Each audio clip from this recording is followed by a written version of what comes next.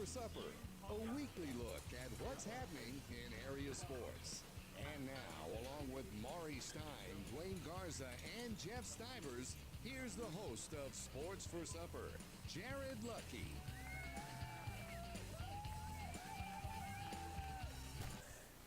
Good evening, everyone, and welcome to Sports for Supper here at Sammy's Restaurant, brought to you by Brenda Stein Photography. And we're got another week going here, and got a big game this week for the football team against Kerrville Tivy, coming off a big win against Alamo Heights, and we'll have Coach Crisp on the show here in a little bit. And then some of the football players will be on, and I think we have the boys basketball coach coming on with us a little later on, talk about their season coming up. And we also have we had the volleyball game last night where the girls lost to Highlands, but congratulate them on a good season. Unfortunately, it came to an end last night, but we've still got the football team this week with the Tivy Antlers. And guys, y'all got anything to say about you want to give a little let Dwayne volleyball give us report from last night. Close out for the volleyball season. Yeah, and that's what we're going to be talking about. We're definitely talking about a closeout. Tough game last night against the Highland Owls. Lost 3-0. Panthers really couldn't get anything going in that game. In the third set, they had a valiant effort trying to get back into it, but a little bit too little, too late, and they dropped the by-district game to Highlands. They finished the season. After 45 games, they finished with a 30-15 record. The big plus to that is it broke the all-time record for Medina Valley Volleyball. So the all-time record for wins for Medina Valley goes for the 2019 season.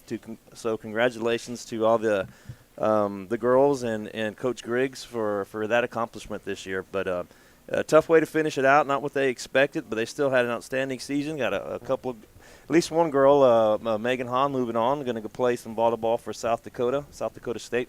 She'll be a jackrabbit, and I think a couple other girls may be getting looked at, so they may have be going to the next level. And of course, we still have a strong returning group. Junior varsity and both junior varsity and freshmen had outstanding seasons. I believe the JV in the district losses were to Harlan. So Coach Griggs got a lot to look forward to. Got a lot of talent coming up. Kyla Solis coming back, our Clemson commit. So look forward to next year with a big volleyball program. Great support last night also. I want to thank all the fans that were there because Medina Valley side was jam-packed. You couldn't hardly find a spot, and good support for the football team was there in full force. Absolutely, they were. Backing the Panther volleyball team. Just great support, and want to thank all the fans that were there, and want to thank the sponsors that sponsored volleyball all year. Womack Chevrolet was there with the rally towels that they were handing out, North Park Chevrolet, which was really, really good sign. But just a little bit about that match.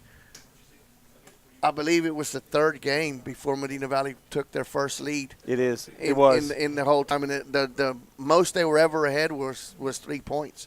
So it was a close game.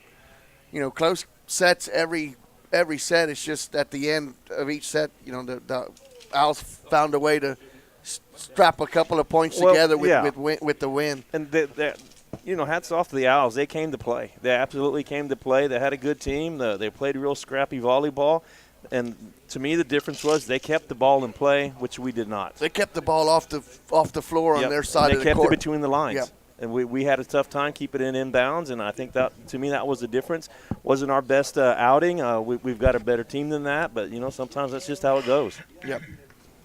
But still, when you finish 30-15, you've had a great year. Yeah, you did. Yep, definitely. Well, guys, let's go ahead and take a break real quick, and then we'll come back with Coach Crisp. You're listening to Sports for Supper here, and we'll continue in just a moment. This is MVBN, the Medina Valley Broadcast Network. Headed out to the game? Then make a stop at your local Valley Mart convenience store. With 12 area locations, Valley Mart is always right around the corner. Fuel yourself and your vehicle with quality branded gas and diesel, snacks, and fountain drinks. Always convenient, well lit with clean restrooms. Valley Mart, family owned and operated since 1984, and a proud supporter of Medina Valley athletics and area youth sports for over 30 years. Peerless Equipment, your South Texas irrigation experts. Peerless Equipment specializes in sales and service of irrigation equipment to the agricultural and wildlife industries. This includes hose reels, big guns, pivot systems, underground pipelines, turbine well pumps, booster pumps, motors, valves, and an inventory of much more. Stop by one of their locations in Hondo and Pearsall, or give them a call at 210-434-7867. Peerless Equipment, bringing water to you.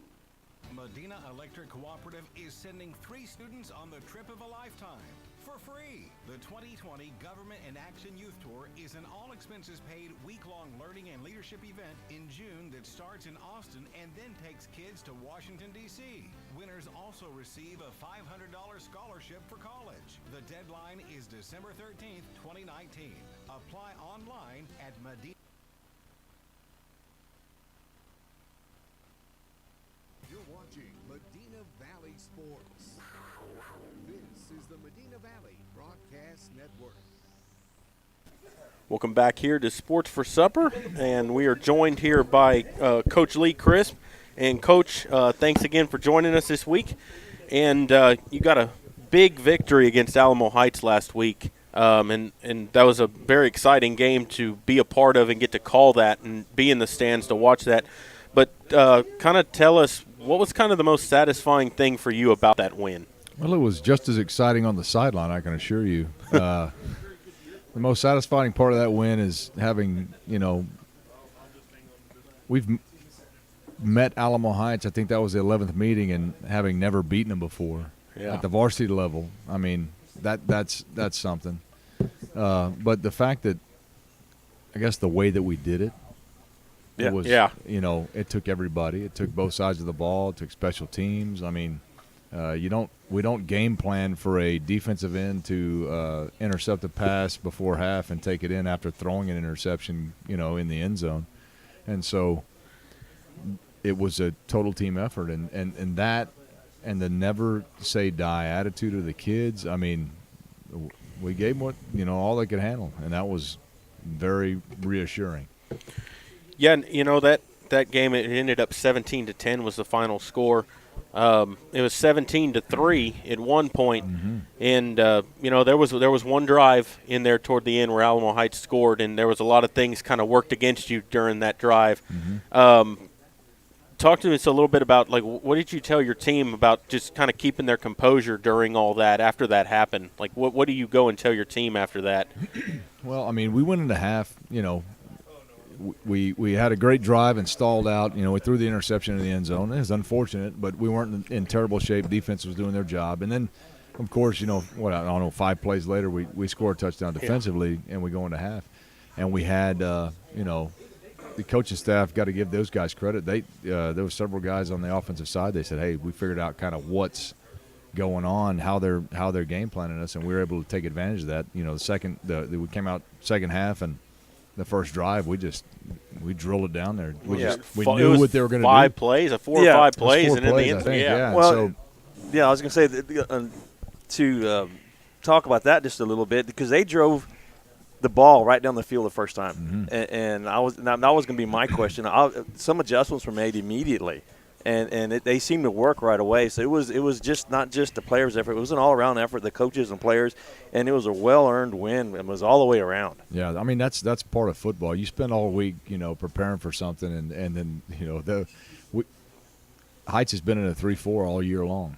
Every film we got, I mean, we got 9, 10 films on them, and they got 3 down linemen, and then we come out, and then all of a sudden there's 4 down linemen, and so and they're doing something a little bit different, and so it sometimes people, you see us come out and go 3 and out, or maybe it's like, okay, well, they threw us a curveball and we couldn't hit it, and sometimes they throw you a curveball and we just knock it out of the park, but we do the same thing, and it's not just by half, it's by series.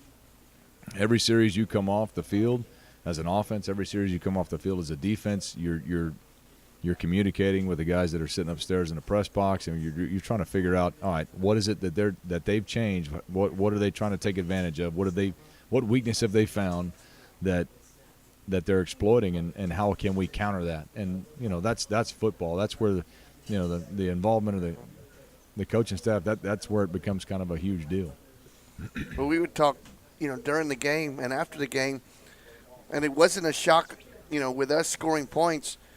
The surprising thing to Jared and myself was how you limited a high-powered Alamo Heights offense to basically nothing after that first drive. And that was just, that was the most active I've seen the linebackers in Medina Valley play in a long time. They were flying all over the field, and that was just because you were getting pressure. Your defensive line was taking care and not allowing them to come back and chip on your linebackers, and your linebackers were all over the place. Yep. I'll say one thing about what we've done practice-wise to kind of, whether it's true or not. I mean, we spend a lot of time daily, good on good, and we'll put our good guys out there versus it's offense versus defense, and kind of going to a spread offense, and we'll try to replicate emulate. Exactly. We're trying to do what the other teams do, and there's a lot of similarities. I mean, spread offense is spread offense, and we can easily kind of slide into what they're doing and get it done. And so our defense sees that at speed in practice, and so that's something that and of course everyone else does the same thing too, but we kind of we get after it a little bit, and it's one of those things that pays off in the long run. And there's risk involved, but the reward is great. So on the interception, you had your defensive end 15 yards down the field playing in pass protection, and they weren't expecting you to drop that back, and that was another wrinkle that we haven't seen all year, but that's one of the adjustments you had to make with that team. Yeah, and that's kind of that's the trick of keeping it interesting too. It's you're going through practice, you've been running the same plays, same defense for 10 weeks. It's like, all right, so what can we do to kind of keep their interest? It's like if you're teaching the same thing over and over in a classroom, same deal. Kids get bored, and so we might just throw something in there just to make it. And then if it's going to fit the situation, it makes adjusting in the middle of a game much easier. I called a play the other day in practice on Tuesday, and it was I just made it up. We just used the same system we had, and I numbered it out, and there we went, and it worked. So you want to be able to practice adjusting and practice flexibility and just kind of throwing curveballs at them so that the kids, because Charlie came up to me after the game. He said, that was I don't think we outplayed them, but they got outcoached, and that's coming from a kid. And I said, well, we can't outcoach them if the kids can execute. And so that's really what it comes down to. And the kids buying in and really taking ownership and really trying to learn the game at another level than just learning a play. They start to understand concepts, and that really helps us out a lot. A lot of when that. They know what's going on around them, that makes a big difference. Yeah. A lot of that is trusting staff, and it seems like that's a no-brainer here. Yeah. And, Coach, you got Kerrville Tivy coming to Panther Stadium this week in a couple of days. They're a very good football team. What are you doing to prepare for them this week? Especially, after that win at Alamo Heights, now you win this game, you're in the playoffs. So what kind of talk us through what Kerrville Tivy has and what we're going to see from them? Well, we're talking a lot to the kids about, the fact that the only thing that's in our control in terms of playoffs is if we win this game. And so that's a big focus. We want to make sure that they understand that, if we don't take care of business on Friday, that we're kind of leaving it in the fate of other people. That's not something we're a big fan of. I know I'm not a big fan of it. But we are, when you talk about Kerrville, defensively, what you're going to see on Friday is the two best defenses in this district. And there's no arguing that. There's a lot of evidence that goes toward that. They limit teams to very few yards. We limit teams to very few yards, and they got a great linebacking core. I mean, they run a 4-3 defense for the most part, and they get good defensive line. Great defensive linemen, as good as we saw last week. Versus Heights, and Heights had great defensive linemen. I would say their linebackers are on par or better than what Alamo Heights had. Secondary strong. I mean, they're good everywhere. We're showing film to the kids, and there's 11 guys. At the end of the play, there's 11 guys laying on the football. And so, we're preparing them for that. Offensively, they got two quarterbacks that kind of, switch out series, or, they'll change them in and out. They got equal time. Two great outside receivers. They're tall, big, strong, catch everything.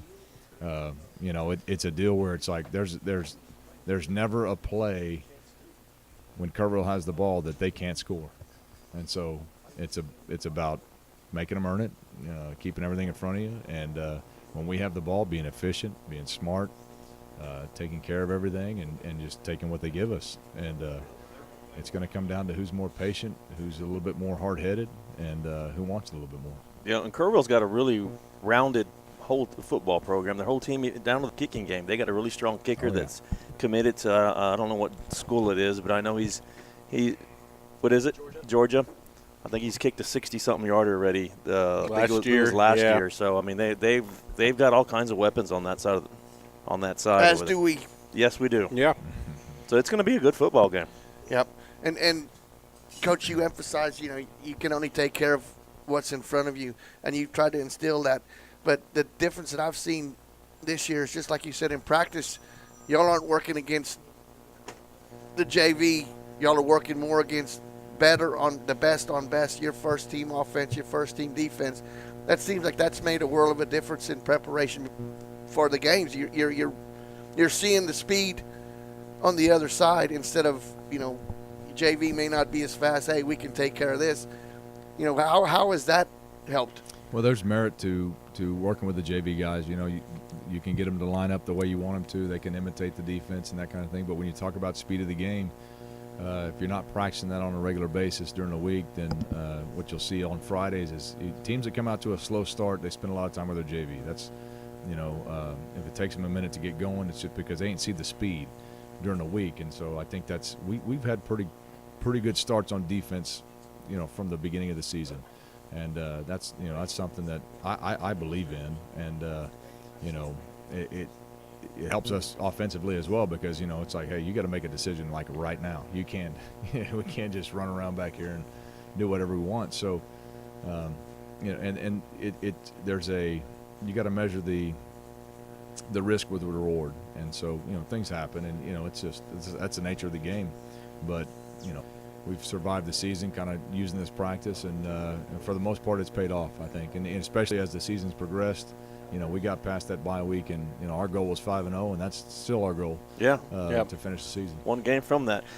So, playoff scenario. I mean, that's the talk of the community right now. Everyone's looking ahead. Lot of talk going on. You win, you're in against Kerrville. Yes. What are the other scenarios? Okay, so obviously we win, we're in. That's the easiest one.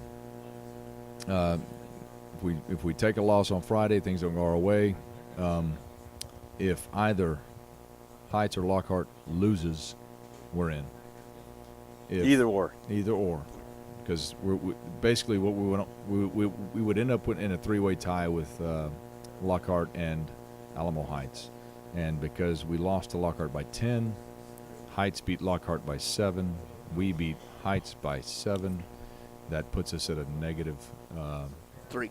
We're out on the -3, and so that's the worst case scenario right here, and it's possible. I mean, it's a very possible thing, and the kids know that, and so knowing that we're backs against the wall now, we could easily get third. We could get third, yeah. So if Uvalde beats Lockhart and Champion beats Heights, even if we lose, we could still be in third place there.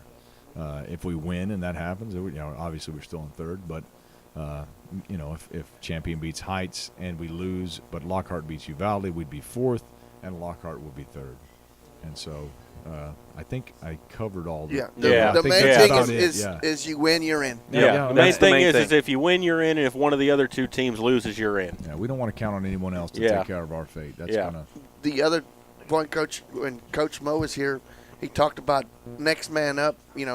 We've seen that on defense quite a bit, but you suffered a couple of losses last week on the offensive side of the ball, and you had the other guys come in and fill in and never skipped a beat. Yeah, that tells us that y'all are having everybody prepared and ready to go in that next man up situation. I'll say that we spend probably, if it's not equal amount of time, it's just about equal amount of time. If it's our 2s or our 1s, we're getting them at the same amount of reps, same exact plays. We spend a lot of time going through and making sure that those guys are ready. We had a couple. We had a lineman go down. We had one of our backs go down. But the other guys, they know the offense inside and out, and they're ready to go. Defensively, the same thing. And You had a key special teamer yeah, go out too and just float up, and it happens. Yeah, But we talk to the kids all the time about, hey, you're one play away from being in there, and so, and they've seen it, and it's happened, and the guys find a way to step up, and we consider all those things as we're kind of calling plays and defenses and that kind of deal, but we don't spend any less time with a guy that might be the next guy up than we do with a guy that's in there. That's very, very important. Coach, Right. real quick, I know you've talked a little bit about the Kerrville. Give us a little scouting report, a little short scouting report. What is it that we're going to look at defensively? What kind of defense they're going to be running, and vice versa on offense? Their quarterback, I guess it's the same kid that played last year in a backup role, came in and played. Tell us a little bit about them, though. So defensively, you got a 4-3 defense. They got great defensive linemen, very active defensive ends, 44 strong, and then you got 81 on the other side. Kind of tall. He can move around. The linebacking core, you got 3 linebackers, 21 better cover linebacker, 42 and 50 are great open field tacklers. Come downhill, they'll light you up. Their secondary solid all the way across. I don't see a weak spot. They're going to keep everything in front of them. They're going to kind of give you the small stuff and then hope you make a mistake, and they will take advantage of it. And there'll be 11 guys on the ball. Offensively, their quarterbacks, whether it's 9 or 4, they're going to get it done. Throwing the ball, scrambling, they can run, they can throw, they can do all those things. They extend plays. They got 2 great wideouts, and number 17 and number 11. Big, they'll get after it, and so, we got our. There's a task ahead of us, but I know our kids, and I know Castroville, and these guys, they ain't afraid of nothing. So you'll have a packed behind you. No, Get absolutely. it If it was back. anything like last night, it's going to be packed. oh Yep. yeah, the weather forecast is maybe in our favor because Yeah, people that's are true. asking me about. I've heard a lot of questions about our, coming into the season about our offense and that kind of deal. We're the same philosophy, different formation, and so. Yeah. We're going to do what we do, and, if you want 40 degrees and rainy, well, good luck. Yep. Good Well, riddance. Yep. Yeah, well, Coach, thanks for joining us. Good luck this week against Tivy, and hopefully we'll see you next week. Yes, I appreciate it. Thank you.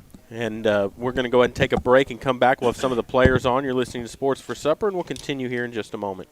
This is MVBN, the Medina Valley Broadcast Network. Nobody can design, create, or maintain your lawn better than 3D Landscaping and Irrigation. With over 17 years of experience, owner Ray Doyen and his crew take pride in their craftsmanship and service. They're fully insured, offer free estimates, and multiple references, so you know you're getting the best. 3D does landscaping, lawn maintenance, irrigation, tree installation, lighting, and more. Whether it's residential or commercial, 3D Landscaping and Irrigation has you covered. Give 3D a call at 830-985-9115 or find us online at threedlandscaping.com. Double T Outfitters offers deer, dove, turkey, quail, and exotic hunts in southwest Texas on over 20,000 low-fenced acres. They facilitate professional guide services, lodging, and fantastic meals while providing the best in southwest hunting. Contact Double T Outfitters to find out details about their current package hunts. Contact owner Brett Ferguson at 210-413-1597 or online at doubleThunting.com. Buying a new house means a lot of decisions, starting with where are you going to get the best mortgage? At our bank, we offer competitive rates, flexible terms, expert-friendly advice, and without the long wait you get from one of those big city financials. Make your dream home a reality. Talk with us. We're an equal housing lender. Come home to Castroville State Bank. Member FDIC. Visit us online at CastrovilleStateBank.com. You're watching Medina Valley Sports. This is the Medina Valley Broadcast Network.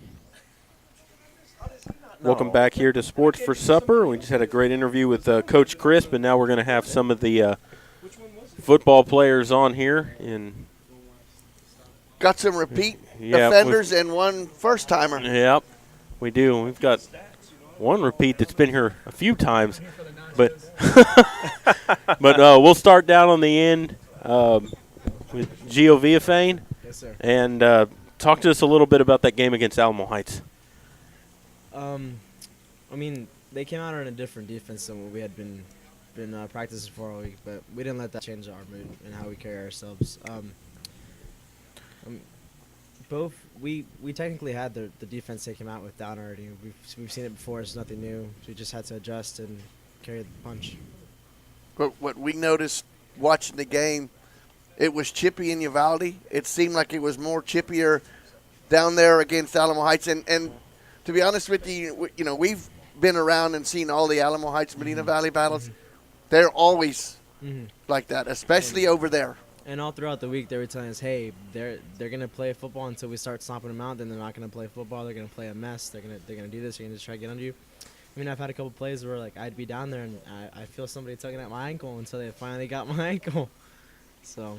But and we just noticed a couple of times, even on the tackles, they would lay on the running backs, or there was a couple of times, I was watching through binoculars and I could have swore there was a couple of times that they actually punched James Gibson a few times. Oh, because I could see that, and I'm thinking, how can the official not? Well, there was a a lot of face masks that didn't get called, and a lot of things going on. Yeah, I saw a lot of that. Yeah, I saw a lot of that. And we, as an offense, and as a team, we're taught so that we're to be disciplined and to not cost our team in penalties or anything like that. And so when we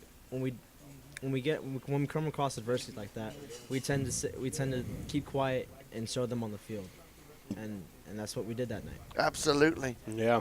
And especially it showed in the second half. You took the opening kickoff and went right down the field. Was it that much of the adjustment at halftime that y'all came out, or did y'all just at halftime say, we're just tired of it?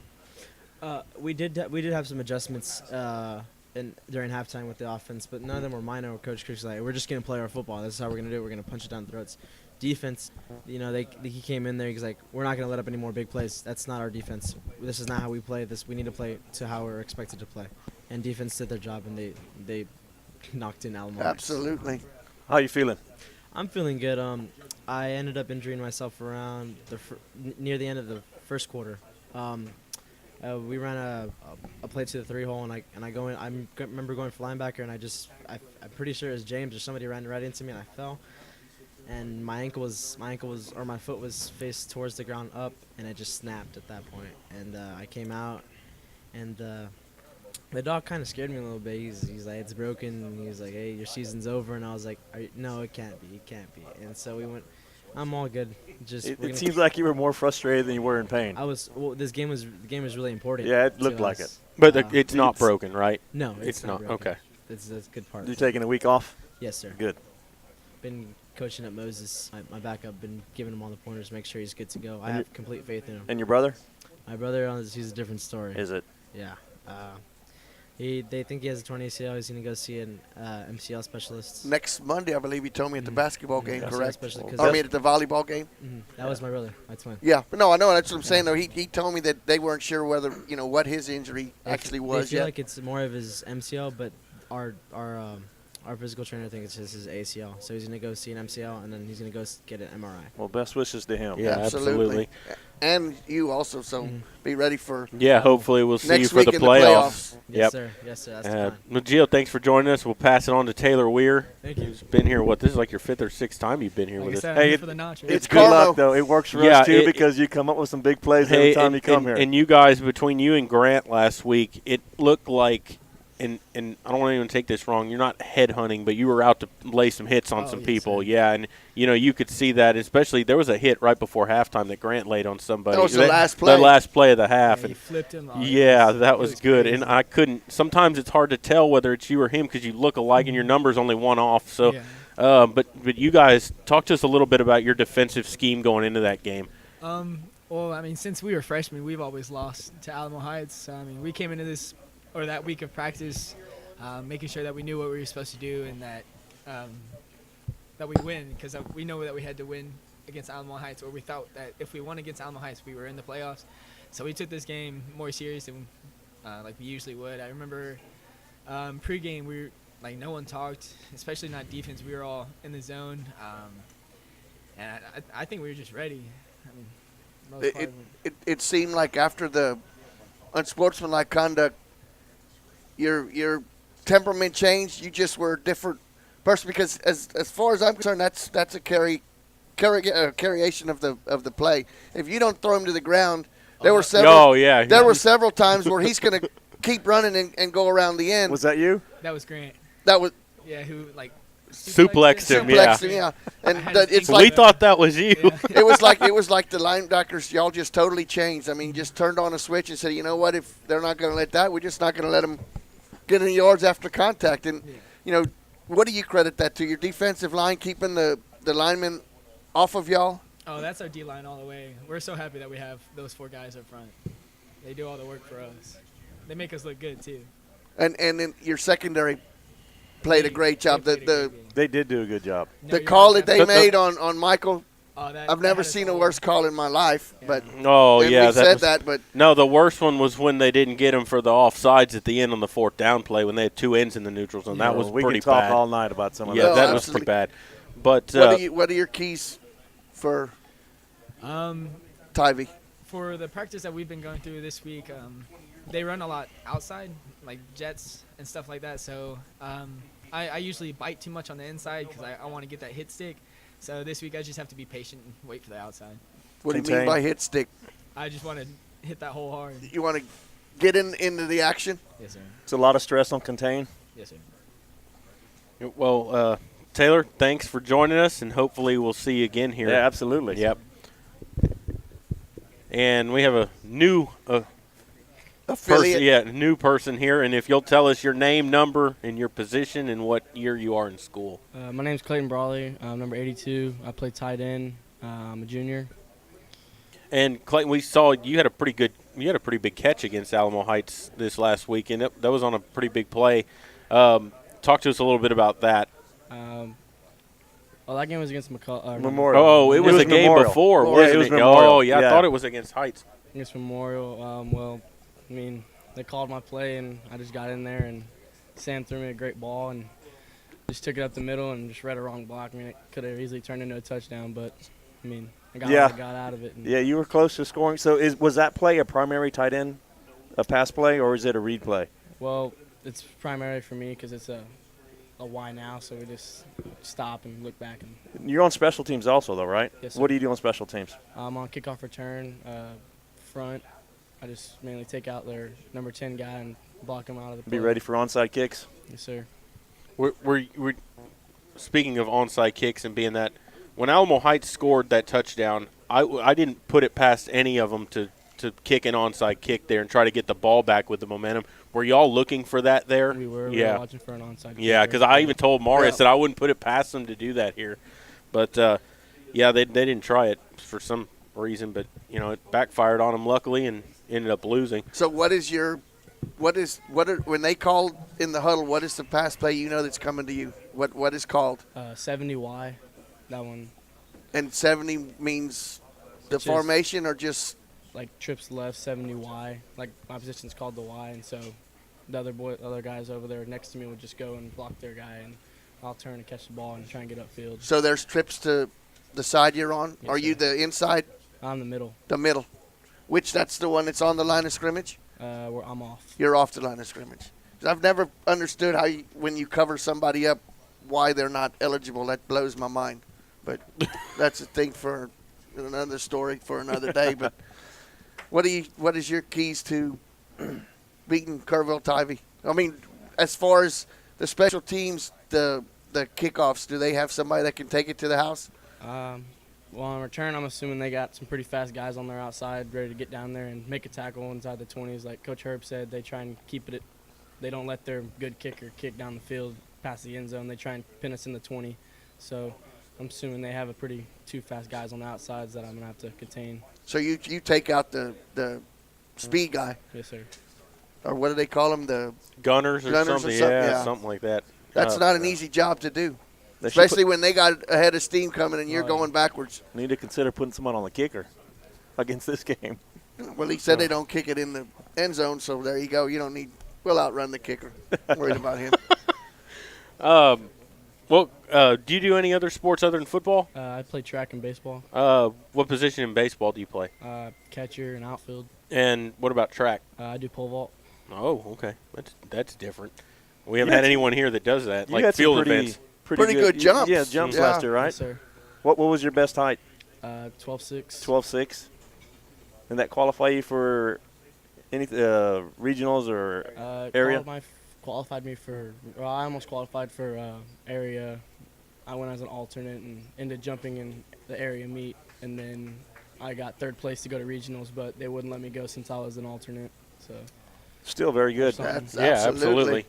And well, good luck on Friday night, and good luck in all the other stuff coming up this year, and hopefully maybe we'll see you again here Yes, sir. in the playoffs. Absolutely. Yep, and we have one more here, and you've been here before, right? Yes. Yeah, if you'll tell us your name one more time and your position. And grade. Yep. Jaron Ramirez. I'm a linebacker, senior. Go ahead, Maury. So it's just like we asked Coach Crisp, and we saw this last week. It's next man up. So hopefully Taylor or Grant don't come off the field, but if they do, I'll be ready. you're focused. I'll be ready to go. Yes, sir. Which one would you take the place of? Or which one are you actually next in line behind Taylor or behind Taylor Grant? Weir. Behind Weir. Taylor? Yes, sir. So what is the keys to beating Kerrville Tivy? What are you keying on? I mean, just like Taylor said, just the outside, just be patient, like he said. I mean, they run a lot of outside plays, a lot of jets. So, same thing, just be patient, like Coach Mo's been telling us. Practice, also just a lot of outside stuff, just being patient. So, patience is our key.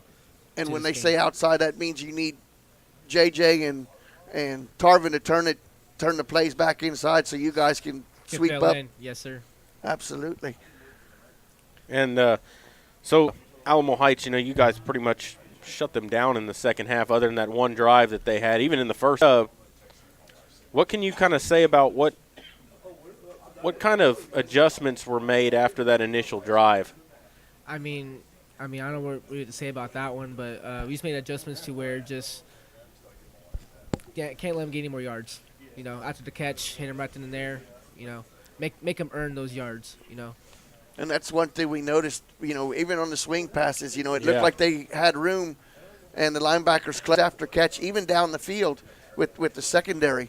There wasn't many yards after catch, and that just – it's yardage that you don't see, Yeah. in the stats, but when you're watching the game, you can really appreciate the speed of the game and how you guys get out there and just basically knock the shit out of everybody. Exactly, yes, sir.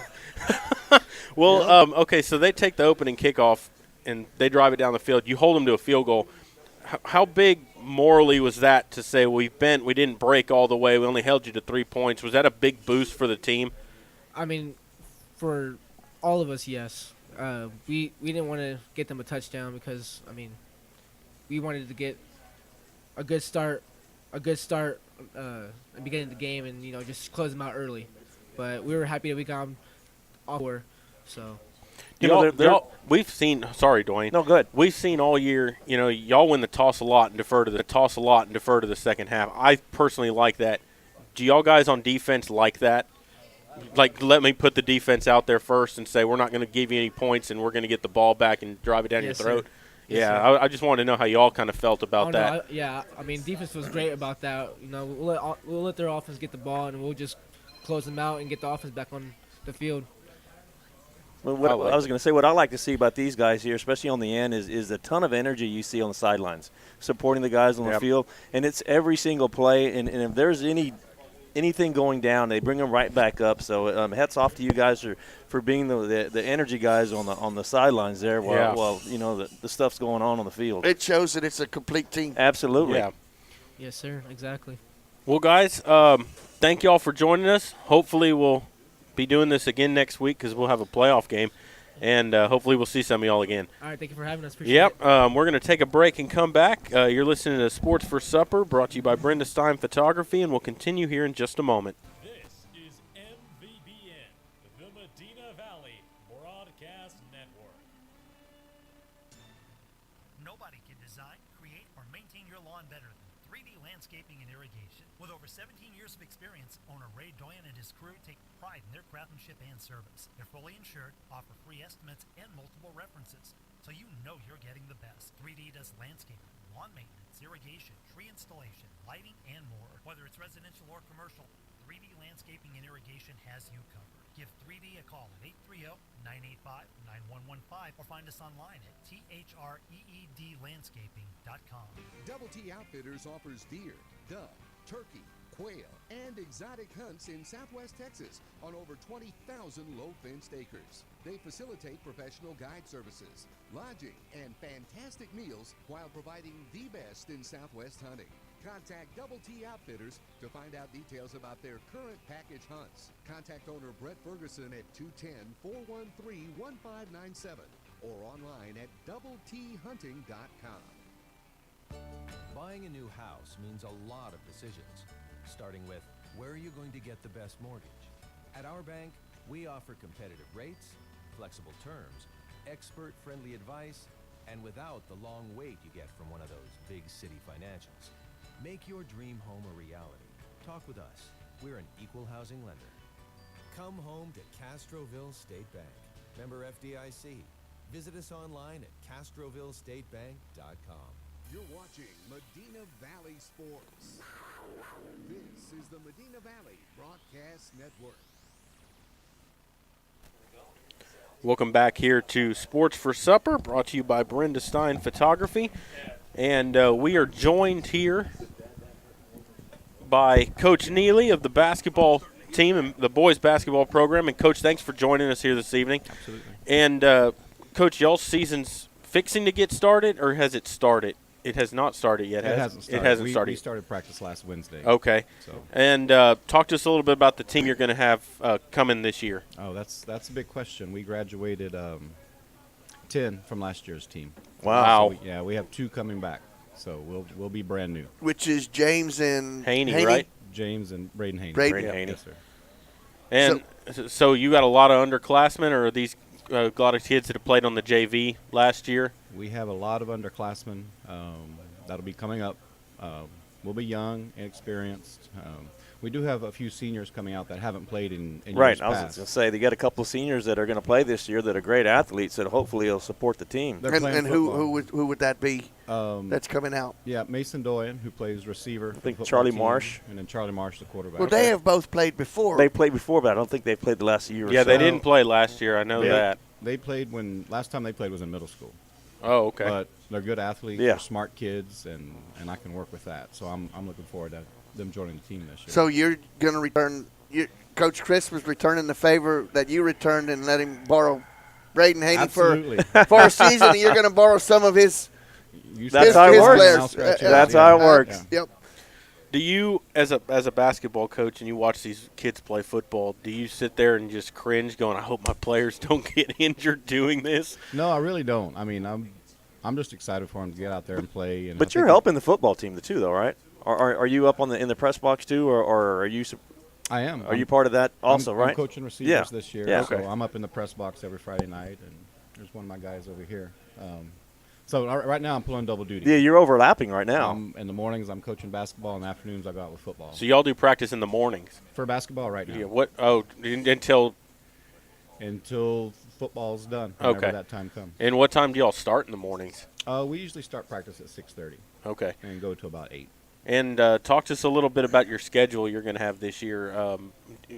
Y'all playing in some tournaments, I would imagine? Yeah, we're going to go back to with the tournaments. We're going to go back to Austin. We played in the Austin Anderson tournament last year when we took the kids overnight for a 3-day trip over there and play in that. A lot of good teams from all over the state go to that one, and then we'll play again in the New Braunfels Classic in New Braunfels right before district begins. So we'll play in 2 varsity tournaments, and early on we play some good teams. But Flower Bluff will come to town, and San Antonio Clark, and I'll be coaching the basketball team with no football players right there. So it's going to be some real young guys playing basketball early on. Even guys that are eventually going to play JV will be playing varsity. So ball when is this the first year. game? It's scheduled for next Friday. Next Friday already. But if everything goes as planned, Friday, and we're in the football playoffs, Right. so we're going to reschedule that to Saturday. Okay, so first game is that a tournament supposedly, or is that a? Our first game will be against San Antonio Clark. Okay, in the first home game? San Antonio Clark. Is it really? Oh, okay. that's a home game. Okay. Yeah, our first 3 or 4 ball games are all home games. Okay, great. And talk to us a little bit about your district. Who's your top teams in the district you're going to have to face, and who's strong this year, and what are you going to see there? Last year, Harlan won it all. They're district champions, and they're picked to repeat again. They have great athletes. They're well coached. Southwest last year was one of the top teams. They graduated quite a few guys. But Southwest Legacy, their second school had a real good team last year, and they return a lot. Floresville returns a lot. That's going to be tough. Southside returns everyone. That was my question. Is your turnover greater than everybody? I mean, did Medina Valley lose more players than the other teams where you have to rebuild Absolutely. a little bit more? Absolutely. But it's fun. That's kind of the fun part about coaching is trying to get new guys in and seeing what we can do to retool the lineup and schematics to compete again. So that's and it's just like football. It's next man up. And I noticed in the playoff game last year against Sam Houston, for 3.5 quarters, I mean it was right there. We were there. Yeah. And just that last little bit, you just didn't have the horses to keep up with their speed, and they won it at the end. But you had to have been pleased with the effort that your team put forth last year in that game against Sam Houston, because they went on and won a few more games in the playoffs after that. They went pretty deep. They're a good team. They're a real good team. In fact, we saw them play early on at that New Braunfels tournament. In fact, I think we're scheduled to play them again at the New Braunfels tournament this year. So okay. No, I was real proud of the team. They played hard. They competed the best we could. We're always undersized and kind of out-athleted on the basketball court, but kids play hard. Like you said, it was basically a half a quarter that kind of doomed us, and that's all it took. They got hot, and it was like it was their home gym. They couldn't miss, even though we were at Medina Valley. Yeah. Well, and see, the thing for those first 3 quarters, calling the game, you hear about all that. They had a lot of athletes that could score quickly. They did. Credit to the defense. A couple of them, I saw them coming off the scores table. They were pretty frustrated. Yeah. They were not happy. Couldn't get shots off like they wanted to. Weren't hitting things. And I mean, credit that to the defense for making them frustrated and keeping you in that ball game. We had a great group last year. I mean, obviously we'll miss those guys. They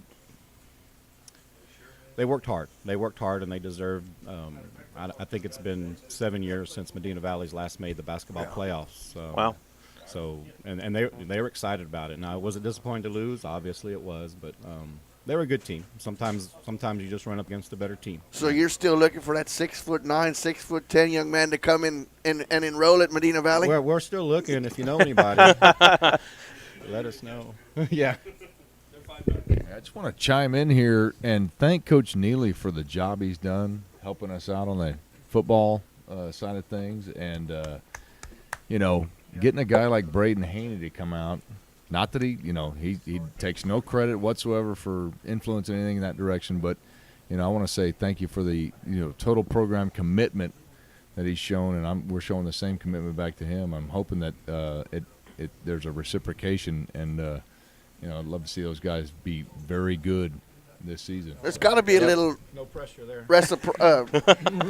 Like they say in clear and present danger. Got to be some reciprocity in this. But we had actually said that on the air that you're going to repay him with Mason Doyen and Charlie Marsh like he's paying you with Braden Haney. It's about Medina Valley athletics. Absolutely. Well, if I remember right, your JV was pretty good last year, right? We have a really good younger group of kids. I'm talking about from 7th grade up to 10th.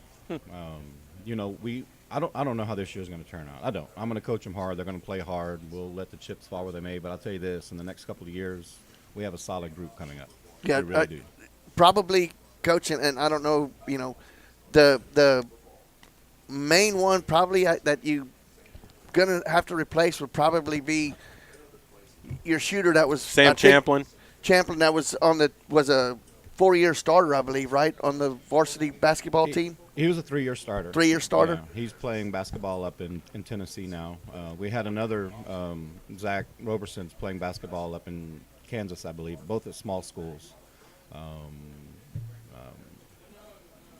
And then there was Ryan McCauley's another Macaulay. one. That's the one. That's the other one I was thinking about. He wasn't a great scorer, but he protected the ball, played great defense, and So who are the younger ones that can you say some names on who you're expecting to maybe fill in, or you don't want to let that out of the bag yet? Or No, it's. I mean, I wish I knew. I make lists every night, like who's going to be the next guy, and every day in practice, it's somebody else that kind of steps up and shows it. Caden Hernandez, he stepped in his freshman year. He's a junior now. Is he going to be ready? With his I'm going to be injury? patient with him. I'm not going to rush that. Hopefully, he's ready by district. I'm not going to try to rush him back, but he'll step in and do fine. Christian Romo, we actually pulled him up. He'll be a junior. We pulled him up for our last regular season game last year against Southside, and then he suited out in the playoff game. He plays post for us. Those are two guys that I'm counting on to step up. But other than that, it's open competition and practice every day. Well, I would imagine that when you have a group like that you don't really know what you're going to get, it's going to be like, what can I mix and match during this game to make it work, and whatever's working, you're just going to stick with for that game. Like I said, that's part of the joy of coaching, is just trying to find something that works, and if something sticks, we'll stay with it. But we have time to figure it out. That's why we play those pre-district tournaments. Right. Yep. And I don't like scheduling down, so to speak. I like to schedule strong teams. Yeah. Because that'll only make you stronger when Yeah, district well. gets here. I'm not worried about my record. I'm worried about how we do in district. And we had Coach Raymond on here with the girls, and it's kind of the same philosophy for you. You really don't know, hey, am I going to play a box and one? Am I going to play zone? Am I going to play man-to-man? Until you see out there, and that can change during the game or in the middle of a quarter, correct? Or who we're playing. Absolutely. It just, I mean, we teach from the beginning, we teach man-to-man defense. There's some teams we run up against that are just too athletic to keep up with, and we have to play zone. It's just one of those things. It's a game-to-game thing. But we'll go into season playing man defense, and that's kind of what we hinge our defensive philosophy behind. But if it's a situation where we're kind of behind the eight ball, so to speak, we have no problem going to zone. Which is easier to coach, a zone defense or man-to-man? I think it's easier to coach man-to-man. Zone can get frustrating. We play some teams, we play the Bernies and Bernie champions that can just shoot the ball, and you play a zone. Sometimes you have a weakness on getting out on the three-point shots, and those guys can just drill them. So it can be frustrating playing zone. Our man-to-man's not bad. Where we have issues is, like I said, we're not always we're vertically challenged, so to speak. We're not the tallest team on the floor, so sometimes rebounding can be an issue. If you give up a second or third attempt to a team, eventually they're gonna make a shot. So we just have to be good rebounders. We have to be. I tell the team every game, we have to be the hardest working team on the floor to give ourselves a chance to win. With that said, are you sending all 5 guys to the boards trying to get rebounds? Yeah. Absolutely. I mean, there are some teams that try to leak out a guy, and then we'll have to adjust in game. But going into a game, all 5 crash the boards. Yep. And you almost need that because you need the opportunities. Yeah. Right. Yeah, and limit them. Yeah, absolutely. Well, Coach, you guys got anything else? Well, I'm looking forward to it. it. Yeah, absolutely. I'm excited. Thanks. Well, hopefully y'all get to come out again and broadcast some games. We'll definitely be there. We'll definitely be there. Last year. Yep. Yes. Yep. We're going to have about 2 or 3 playoff games this year. I hope so. We'll be talking deep into February then, Absolutely. Yeah. Well, Coach, thanks for joining us, No and problem. good luck on the season upcoming, and we hope to see you down the road. Yes, sir. Thanks for having me And on. thanks for everything you do for all the other sports. Yes, Yeah, sir. absolutely. I enjoy it. And Thank you, we're guys. going to take a break and come back. You're listening to Sports for Supper, and we'll continue here in just a moment. This is NBC Medina Valley Broadcast Network. Every time I get a check, it means a trip to the bank. Well, not anymore. With a new mobile deposit feature on my banking app, you just snap a picture of the check, tap a screen, and you're done. I call it Easy Chair Banking. Come home to Castroville State Bank. Member FDIC. Visit us online at CastrovilleStateBank.com.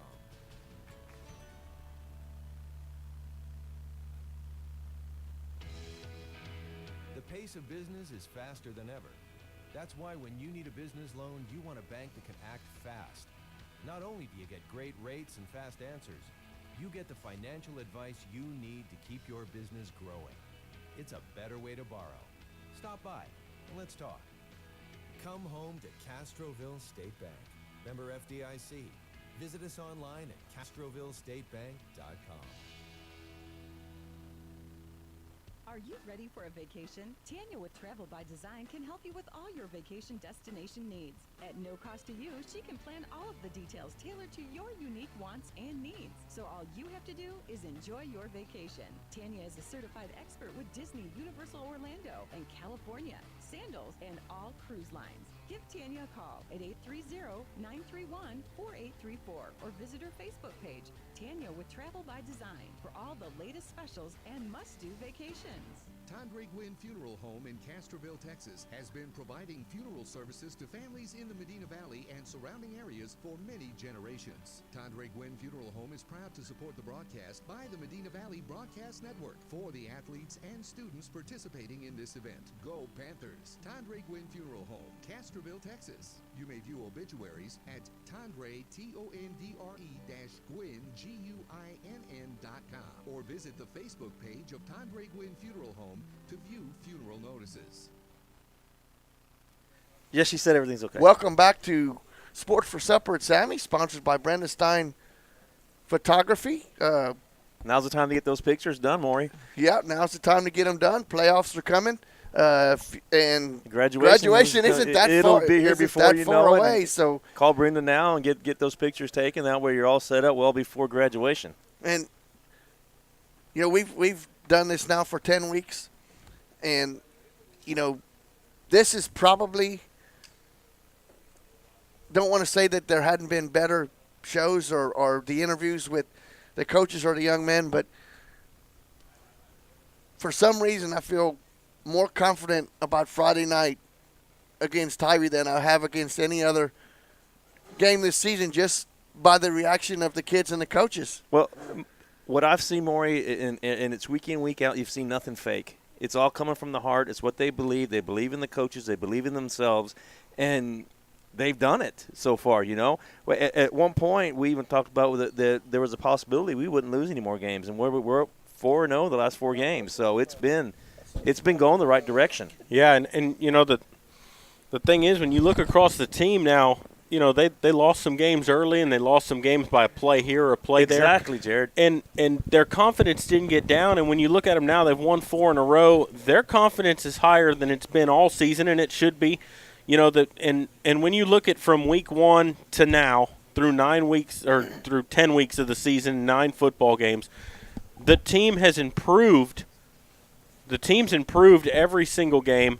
They've gotten better. You know, you've seen the offense start working better. The defense is better than it was at the start of the season. They were very good then, and that will carry over into the Kerrville game and hopefully into the playoffs. Yeah, no, you're exactly right. And we got, you know, in talking to a few of the players, they truly believe they can beat Kerrville. Kerrville's got a really good team. Well, they're number 9 in the state. They're ranked in the top 10 in the state, and you follow along, and they've done really well. But this group of kids really believe that they can beat them. And we got one sitting on here in the table, and we can ask Garrison here, what is the attitude going into the Kerrville game? Well, I personally don't think we've ever been more confident in the season before. You know, in the entire season, we've always been told, you know, we can't do things. Like whenever Souza left us, we were going to be a transition season. Whenever we lost those first 2 games, we're never going to make the playoffs. We're not going to have a winning season. And we proved them all wrong. We've gone 4-0 ever since then, and we're rolling. I don't think there's a single doubt in anyone's mind. There's a possibility that we could be in 3rd place, and we were, you know, worried about even making the playoffs. So, I mean, we still have the possibility of not making the playoffs, but, I mean, if you look on the positive end of it, we're looking good. Yeah, absolutely. Yeah, definitely. I mean, like, people didn't say we could beat Alma Heights, and Coach Herb was telling us we're the first team that's ever been, at the 25 years he's been coaching there, we're the first team that's ever been beaten Alma Heights in football. And that means a lot, especially because I know I've gone up through all 4 years. We never won against them once, except maybe JV, but varsity never, and it's huge. And you know that Alamo Heights win was a total. We talked about it, how it was a total team effort, and it goes all the way from the trainers helping the kids that are hurt to the kids on the sidelines who are supporting, waiting for their turn to come in, to the players on the field. And I know Garrison had a conversation with me after the game that he made a suggestion to the coaches on the blocking scheme, and they accepted Coach Neela's idea. Yeah, well, and y'all talked about it, and they did a switch, and it made all the difference in the outside blocking. Well, I think just a lot of it is like just not only the teams that are together, but we're with the entire program, the players and the coaches, we're very close. We're all like one unit. we feel very confident going in this game. Like we really have no doubt in our mind. The entire of my football career, all the way from I don't even know how long. This is the most confident I felt about a football game, especially playing teams such as Kerrville-Tivy. You know, a year or two ago, I would not feel this confident. But you know, we're playing Kerrville-Tivy now. We feel so confident. We feel like we can not only play the ball game with them, but we can easily win this game. Well, and that game against Tivy last year could have easily went the other way. There are a couple of plays here and there, you know, in Medina. Yeah, turnovers, and you were right there in that game. When you look at the defensive side for Medina Valley, they almost have the same defense coming back that they played them last year. And you know, Tivy's got a lot of the same athletes coming back offensively. I think that's going to be a heck of a matchup to watch is Medina Valley's defense against their offense. And one of the things that I've noticed, you know, we were real defensively minded earlier in the season because the defense was really holding their own, doing a well-rounded job. But as we've turned in the corner halfway through the season, the offense is coming around, and the offense is solid. I think we're solid all the way around, right down to our kicking. You know, so we're a well-rounded football team playing our best football going into the last game of the season. Yeah, no, you're right. This is the best the team has played, and they've gotten progressively better every single week leading up to this point. And, I mean, that's the perfect time is to play your best is at the end of the season, and you've got probably the best opponent other than Waco La Vega. This might be the best opponent you've seen all season. Right. Just ask the Washington Nationals. Oh, God. Yeah. No need to beat a dead horse. Is that saying? Yeah, I mean, Jesus. You don't have to pour any. Oh, you know, I mean, yeah. Sorry. Like, might as well just sledgehammer me into this. It was just just an analogy. Well, Garrison, thanks for that, and you know we appreciate it, and good luck on Friday night. And guys, you know when I look at this game, to me, some of the keys aren't that different than what you saw against Alamo Heights, right. and I think Medina Valley's big key is going to eat that clock down like they did against Heights and shorten the football game and not let Tivy's offense have the ball and let your defense rest and be rested when they're on the field. If any of you out there get the Hondo Anvil Herald, which contains the Castroville Anvil, I write the article in there each week about the game, and in that article this week, I said it was followed straight to script. I mean, it was we said we had to have a turnover. We had that big turnover. We said we had to control the game clock. We controlled the game clock.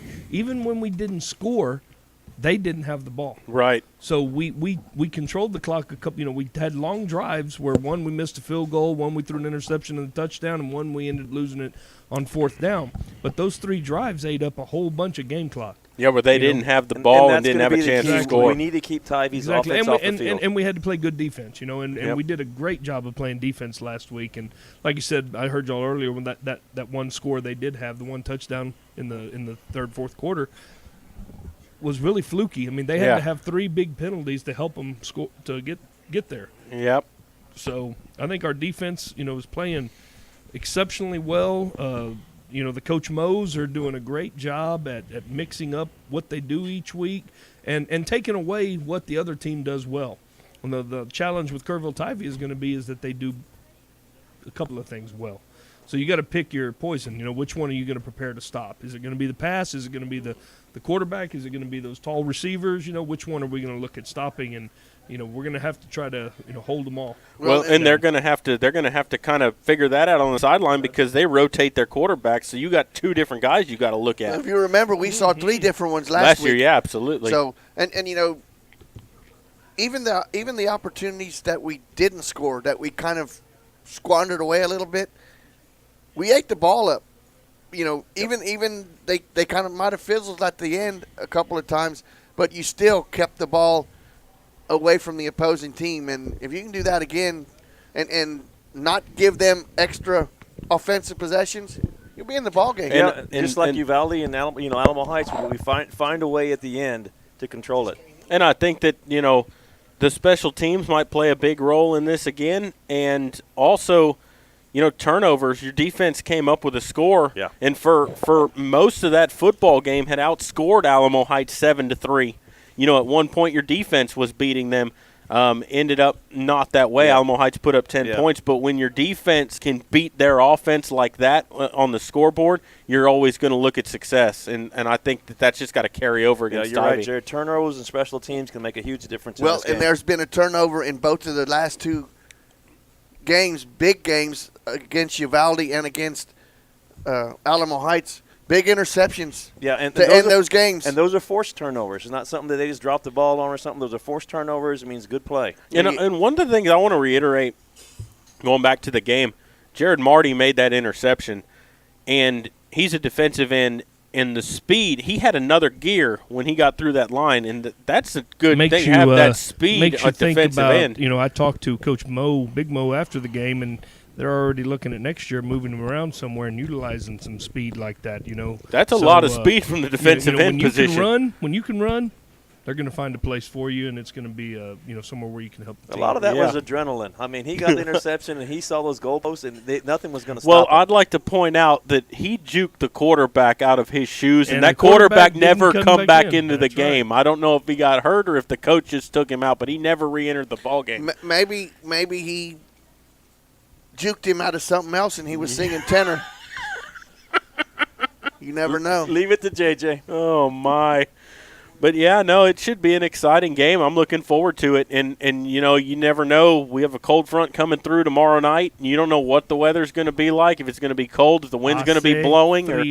Well, to me, that helps. Advantageous to a running game. Absolutely. That helps Medina It's gonna be Valley. windy. It's supposed to be 20-mile-an-hour Yeah, I winds think and I think gusting, so. the weather plays in our favor. Yeah, I know. You're exactly right. And last year when we went up to Kerrville to do that game, it was cold. It was cold and it was rainy in that ball game. So Would love to have some rain. Yep. So, guys, do you want to take a break and come back and talk a little bit more? Yeah, we'll wrap it up. Yep, you're listening to Sports for Supper, and we will continue here in just a moment. This is MVBN, the Medina Valley Broadcast Network. Headed out to the game? Then make a stop at your local Valley Mart convenience store.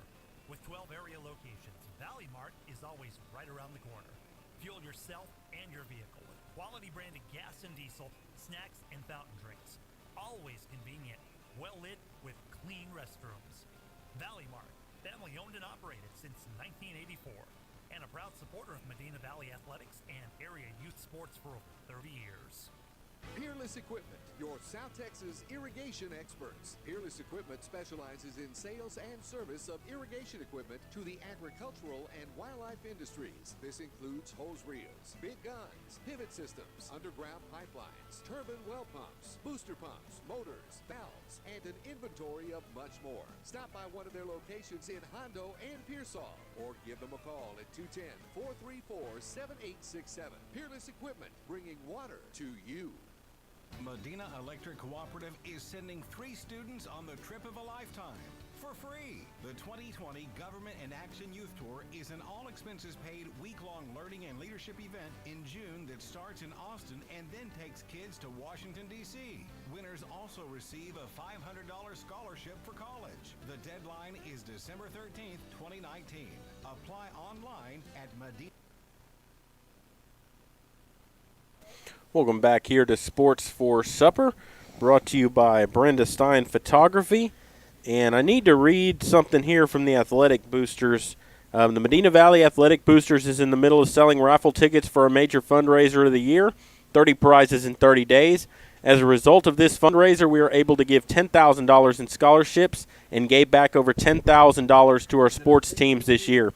You can purchase raffle tickets at Jukes, Hillside Boutique Hotel, Community National Bank in Castroville and Lacoste, 3D Landscaping, MV Spirit Store, Minute Grain and Feed Store, or send us a message via Facebook. You can follow us on Facebook at Medina Valley Athletic Booster Clubs. And, guys, are y'all still selling tickets for that? Yeah, absolutely. I need to buy one. Until they're all sold. I've got a stack of them. So they're going to, until all 1,000 are sold, they're going to keep selling them. And I'm assuming there's still quite a bit to sell. I've got a stack, so if you're interested or anyone out there wants to buy one, I've got some I can sell you. Okay. And, guys, Dwayne, we're going to go over our picks and talk about some college football? We'll do a little bit. We'll backtrack a little bit since it was 2 weeks ago since we had picks because of last week we had a shortened show because of never mind. So Maury led the week with a record of 6-2. I had a 3-5 record. Jeff tied at 4-4, and Jared, you tied at 4-4. Overall, what was your record, Dwayne? 3-5. I'm sneaking up on you. Yeah, you are. You're So sneaking am I. up. So I'm barely out in first. I have a 27-17 record. Jared, you're 26-18. Oh, I'm a game behind. You are a game behind. Maury's at 24-20, and Jeff's at 19-25. So you're saying there's a chance? There's a chance that you could get back to 500. So we've been having fun with those games, just doing the typical Texas and the top 25. I don't know if you guys want to do any this week. LSU and Alabama.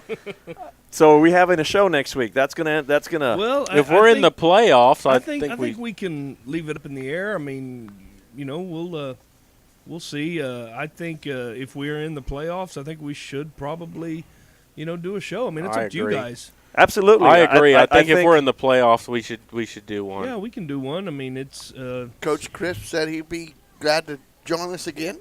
I think the all three fans out there are expecting it that listen to the show. So I think we should do it. Let's see how many. We get about 150 or so. No, we do. Views. We do quite well. Yeah. And I want to thank everyone who. We have 3 on there right now. Yeah. No, but they go back and listen to it. They go the next back and day listen stuff, to it the yeah. next day, and I want to thank everyone who listened to the volleyball game this year, all the games this year, not just the one last night.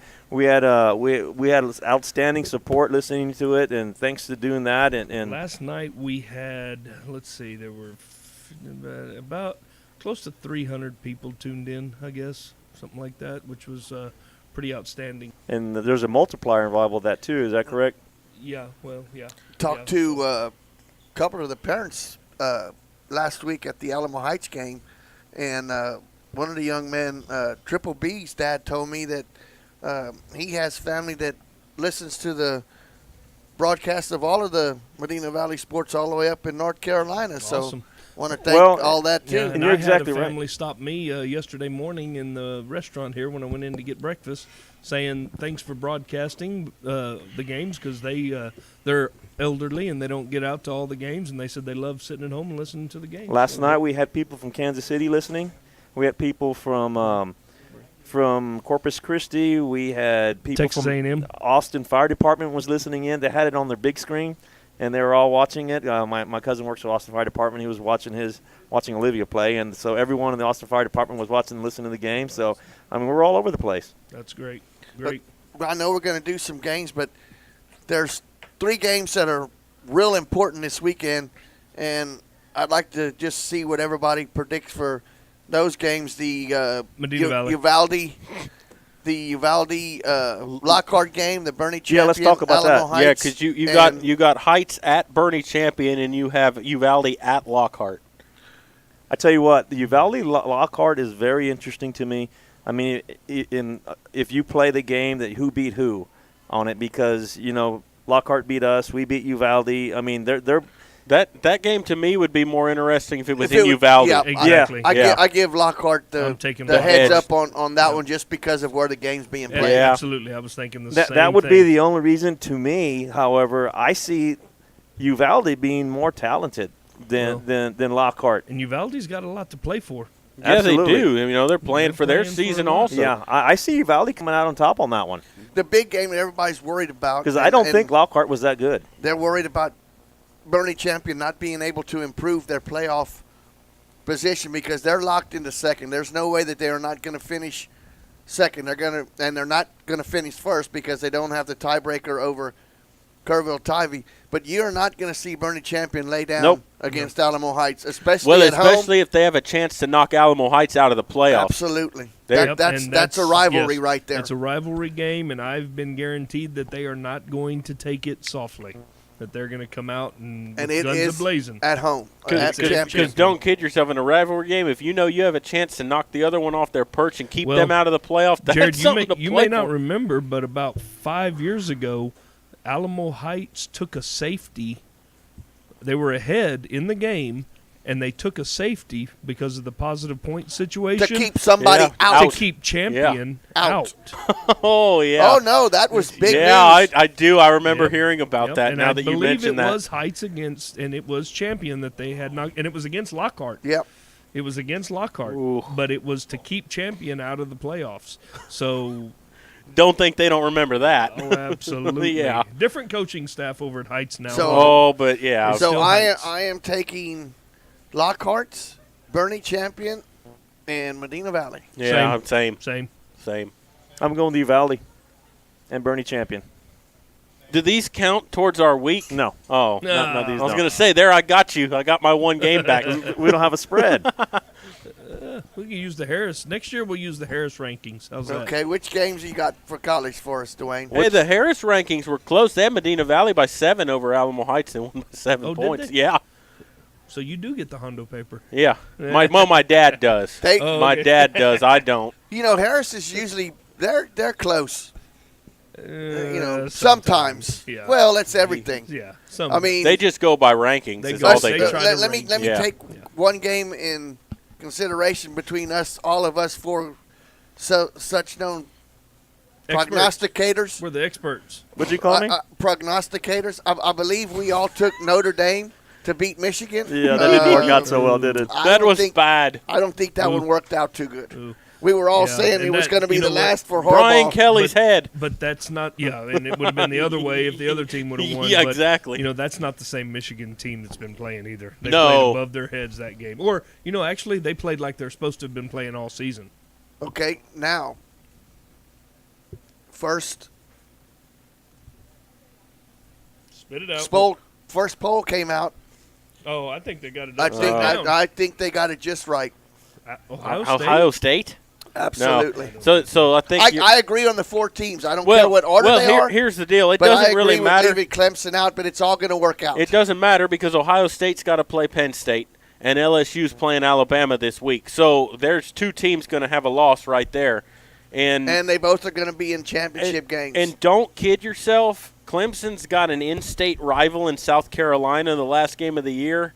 South Carolina's already beat a Georgia team at Georgia. Don't kid yourself. They might have an upset left in them. It would be the only one. Yeah. Well, yeah. So are we doing picks? Yes. Okay, so number 1, Ohio State they're playing Maryland. So but I don't think we want to do that one. It's a 43-point. Oh, my no. God. Too many. I'll take Maryland.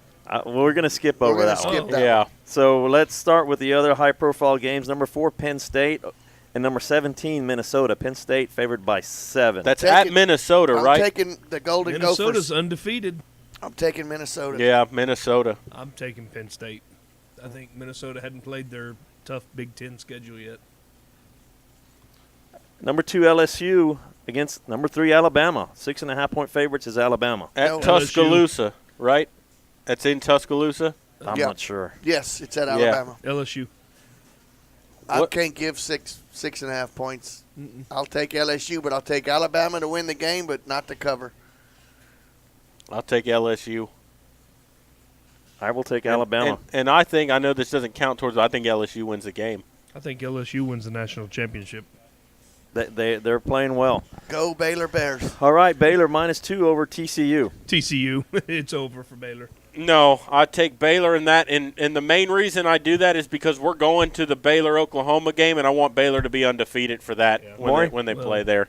It's at TCU, and there's no way a defense like TCU can play that'll. I think Baylor's going to rebound. I think they're going to have a good game. I Baylor. agree with Jeff, so I'm taking Baylor. Yeah, thanks.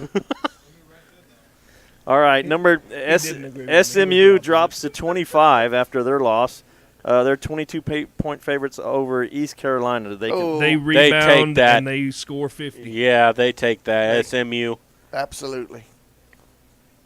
Texas Tech 2.5 points favor over West Virginia. West Virginia's got a good ball team. Where's that game at? It's at West Virginia. I'll take West Virginia. Me too. Just because Jeff's of where it's speechless. at. Texas Tech. It's getting harder and harder each week to take them. Hey, you didn't graduate from Texas State.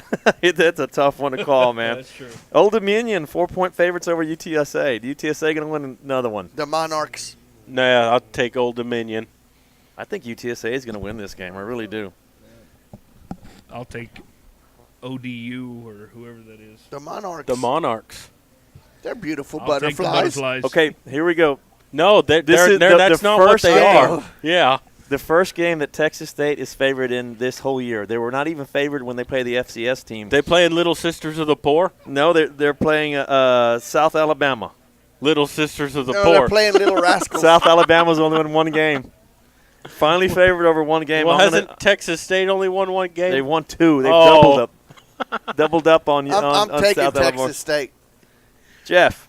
Texas State. Yep, Texas State there. All right, Kansas State moved up to number 16. Texas dropped out of the polls. Kansas State. And they're in Austin What's with the the Austin referees. What's the spread, though? 7. Texas favored by 7. I think Kansas State wins the game.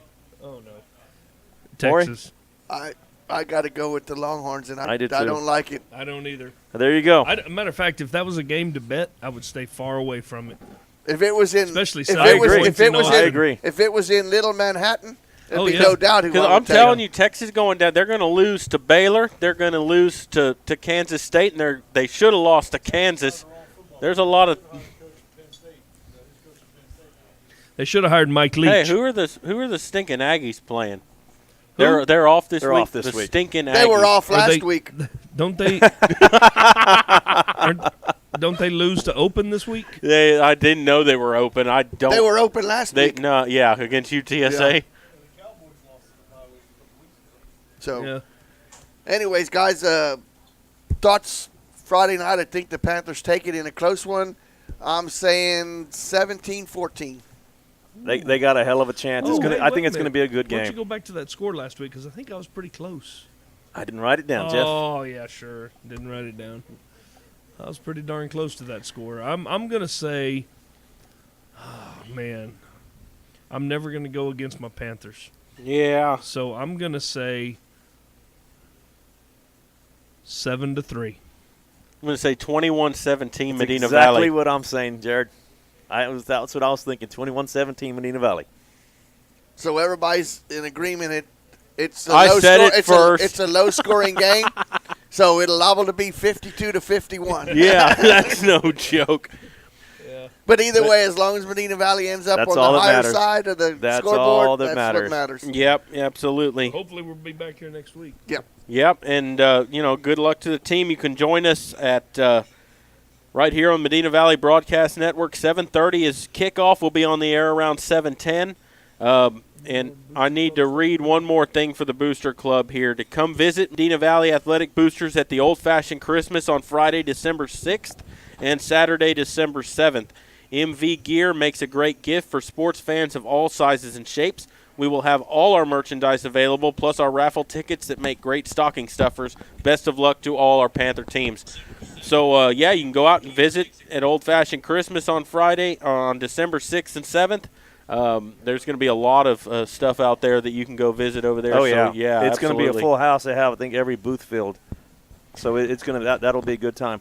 Real quick before we leave, Jared, I want to say congratulations to Coach Griggs on the volleyball season. Great season. I didn't end up the way they wanted to, but they still had an outstanding season. Congratulations to those guys. And all you guys that supported volleyball, come out and support the football team just like the football team supported the volleyball last night. Well, I will say one thing, and this is the case every year. There's only one team that finishes the season with a win, and that's the state champion. So every other team finishes with a loss. So there you go. There's nothing wrong with it. There's only one that's going to finish with a win. Yep. So you know what? A heck of a season when you can win 30 matches out of 45. Out of 45? Yeah. You're doing great. Yeah, for sure. And, congratulations to Coach Griggs and their season. And good luck to the MB boys basketball team. We had Coach Neely on here tonight. The girls get started here this week as well, I think. I think they have their first Yeah, games Coach coming up Russell either and- this weekend or next week. Yeah, we had Coach Russell on earlier this year on the show here. Good luck to them as they start their season. And, at some point during that year, we're going to be broadcasting some of those games. So we'll let you know when those games will be and when we'll be on the air. But make sure to tune in on Friday night. Medina Valley against number 9 ranked Kerrville Tivy Antlers. The game at Panther Stadium, 7:30 kickoff, 7:10 airtime. For Maury Stein, Dwayne Garza, and Jeff Stivers, I'm Jared Lucky saying good night, God bless, and we'll see you Friday night when Panther football continues.